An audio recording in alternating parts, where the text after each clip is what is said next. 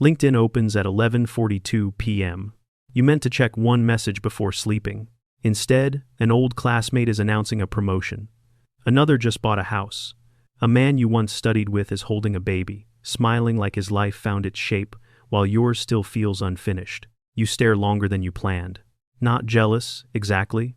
Something quieter. Your thumb stops, and a small, ugly calculation begins. Same age, same decade, same kind of potential people used to say you had. And now his life looks real, while yours still feels like a draft nobody would understand if they saw it too early. That is the question that keeps quiet men awake. If you were supposed to become something, why does it seem to be taking you so long? From the outside, the answer looks simple. You are behind. You waited too much. You missed your window. But honestly, that may not be the whole story. Some quiet men don't peak early because their strength doesn't show up fast. It has to sharpen first. It has to turn observation into judgment, and judgment into action. Only then does it become visible in a way people can finally measure. That is the shame you carry when your life does not look finished. Nobody has to say it directly. You feel it in the pause after someone asks what you are doing now. In the quick nod when your answer does not sound impressive enough. In the way people stop asking about your plans because they think they know the story. You had potential. You just never did much with it. But that outside view misses the slow work underneath. You may spend years studying work, people, timing, and yourself before any of it looks useful. You notice which opportunities only look shiny. You walk away from things other men chase because you feel the cost. You try ideas in private, fail, and start over before anyone knew you had begun. To other people, it looks like you are late. Inside, something is being tuned. Not perfectly, and rarely without some pain. But slowly, the noise starts separating from the signal. You learn which doubts are wisdom and which ones are fear wearing a serious voice. So your path may look empty long before it looks strong. If this hit a little too close to home, drop late in the comments. Not as a label, just as a sign that you know what it feels like to grow slower than people expected. In your 20s, speed can look like character. The first answer in the room can sound like certainty. A clean introduction can be mistaken for ambition. A half-built plan, said with enough confidence, can get believed before anyone checks the foundation. And if you are quiet, you can lose in that kind of room at first. Not because you have less to offer. Because your mind doesn't rush to package everything before it understands the weight of it. You're still turning the problem over while the room has already moved on to the next agenda item. Picture an early meeting, the kind you've probably sat through before. Someone asks for ideas, and 3 voices jump in before the problem has even settled. You hear the gaps. The budget nobody mentioned. The client expectation that does not match the timeline. The small risk everyone steps around because excitement feels better than caution. You could speak, but by the time the thought becomes clear, the room has already rewarded the person who sounded ready. Early life misreads you this way. It's not testing depth. It's testing speed. And honestly, those are not the same skill. It rewards movement before accuracy. Certainty before judgment. Volume before substance. So you start wondering if you are too slow for the world. But often, you are learning a harder skill. Not how to impress quickly. How to see clearly enough that when you finally move, the move is worth something. That lesson doesn't pay off early, but it compounds, resurfacing years later in rooms far from that first one. A project launches on a clean timeline everyone believes in, except you, who notice the missing dependency nobody priced in. You say nothing, because disagreeing would slow the excitement down, and weeks later, the deadline slips exactly where you expected. The confident people start using words like unexpected and complicated, as if no one could have seen it coming. And you think, I saw this coming, but seeing something early isn't the same as knowing what to do with it, which is why quiet men can look passive in their younger years. Their awareness arrives before their authority. Their judgment wakes up before their voice knows how to carry it. You're taking in more than you can turn into action yet.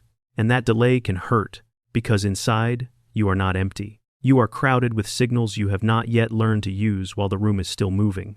There may be a folder on your laptop named Plan, Revised Plan, Final Plan, and Final Plan 2. A note on your phone with an idea you still think about at red lights. A document you opened at midnight, wrote 3 strong paragraphs into, then abandoned because you saw every flaw before anyone else even saw the draft. To another person, this looks like inconsistency. To you, it feels more complicated. You are not short on ideas, you are short on the courage to let an unfinished one leave your hands. Not because you are incapable, but because a sharp mind can start mistaking the detection of flaws for progress itself. You sharpen the thought, improve the plan, find another risk, wait for the cleaner version, and months pass while the world rewards the man who shipped something rough, took the hit, and adjusted. This is where quiet men either begin to peak or stay stuck. I mean, the gift is not noticing more. The gift is learning how to act before every doubt has been answered, before the room moves on without you again. If this put words to something you have been carrying for years, give it a like. It helps this kind of quiet psychology reach the people who need it. The dangerous part is that staying still does not always feel like fear. It can feel like wisdom. You sit with the idea for another month because the market feels uncertain. You keep the draft hidden because a sharper version might exist. You tell yourself the job is not right yet, the timing is not clean yet, the risk has not been studied enough. And honestly, you're not completely wrong, which is exactly what makes the loop so convincing. Fear doesn't always arrive shaking. Sometimes it arrives wearing a calm voice and carrying a notebook full of reasonable points. It tells you to wait until the plan is stronger, wait until the money is safer, wait until you are more certain about who you are becoming. Then years pass slowly. Nothing explodes. Nobody calls it failure. But the life you meant to build keeps staying outside your reach. That is where delay stops preparing you and starts trapping you. Depth only really becomes wisdom once it's out in the world, tested against something other than your own head. Until then, it's just unfinished. The men who peak later aren't the ones who think forever. They are the ones who finally let reality answer a question their mind could not solve alone. They move while still unsure. And there, the delay begins to turn into power. The turn is usually so ordinary that you almost miss it. It happens on a Tuesday afternoon, after you have rewritten the same email for 20 minutes. Your finger hovers over send longer than it should. The old habit tries to bargain with you. Fix the sentence. Sleep on it. Hide the flaw for another day before anyone can see it. But this time, you notice the trap while you are still inside it. The sentence isn't perfect. The plan isn't fully safe. You're not suddenly confident. You're just tired of letting your future wait for a feeling that never arrives. So you send it. For a few seconds, your body reacts like you have done something reckless. Then nothing collapses. The room stays completely quiet. The world just keeps on moving. Later, someone replies with a question you could not have predicted.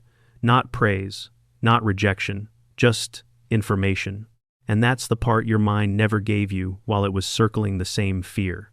Reality gives feedback. Overthinking only gives more versions of the same hallway. Here is the first sign the loop is starting to break. It doesn't happen by getting louder. It happens by letting imperfect action teach you what private analysis never could. That first email makes the next small risk less impossible.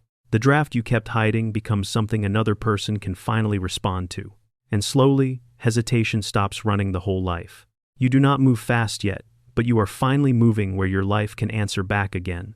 The peak does not arrive like a trophy. It arrives as a quieter change in how you move. A few years earlier, one unfinished email could keep you circling for half a night. Now you still feel the old pull to polish it, but you recognize the cost before it steals the evening. You send before polishing can start again, not carelessly, earlier than you used to allow. At work, you do not jump into every conversation, but when the problem keeps going in circles, you stop waiting for the perfect opening. You say the simple thing you would have swallowed 5 years ago. The room may not applaud. Someone may even question it. But this time, you can stay with the discomfort without disappearing into it. So quiet men can look different later in life. Not louder, more precise. The same mind that once trapped you in analysis now starts giving you timing. You notice the fault line in a plan, and instead of carrying it home as private frustration, you name it while it can still matter. You don't need every angle anymore. You only need enough to move, correct, and let the world answer back before your head turns the next step into 100 problems. Which is why the peak comes late. Judgment had to learn motion. So, if your life feels late, don't turn that pain into a story that says you failed. You may have moved slower than people who looked ready early. You may have spent years thinking, doubting, rebuilding, and watching other men collect milestones you thought you should have by now. But late doesn't mean lost forever. It only becomes lost if you keep using depth as a reason not to move. A quiet man peaks later when he learns the difference between waiting and preparing, a difference nobody teaches him directly. His caution becomes timing, not paralysis. The thing he noticed quietly becomes something he does in the open. And decisions no longer need to feel completely certain before he takes them. That is the real shift. Not becoming a different man, becoming useful with the mind he already had. You did not need to win early. But you do need to stop waiting so long that the years begin choosing for you.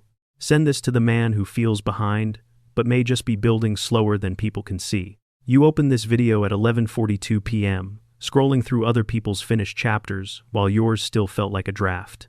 That draft is still yours to send whenever you decide to stop waiting for it to feel ready. I'm Can, and I make these videos for the men who are still building quietly. Subscribe for more on the psychology behind behaviors most people misunderstand. Goodbye, and see you next time.